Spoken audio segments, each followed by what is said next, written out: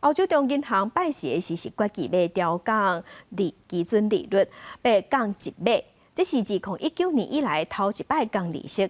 欧洲的中银行表示，伫通货膨胀控制伫2%之前，利率的这个政策会保持有存求的空间。也让市场的分析师是认为讲，未来利率的走势也个不明。欧洲央行办事启动降利息1码，这是为自2019年以来第一摆降利息，好多符合市场的预期。按算会互欧元区的房市投资甲消费支出小可得到休困的空间。We are determined to ensure that inflation returns to our 2% medium-term target in a timely manner. We will keep policy rates sufficiently restrictive for as long as necessary to achieve that aim.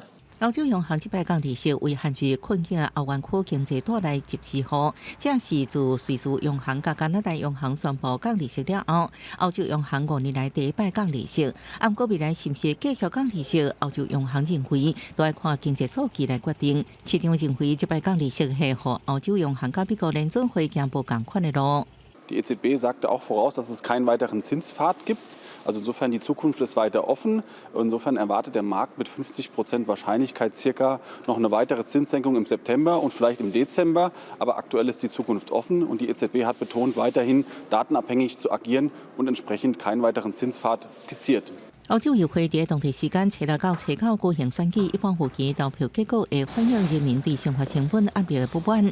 降利息应该用降低消费者甲企业的借贷成本，进一步促进经济活动。不过也会互政策制定更加复杂。公司新闻陈慧珍报道。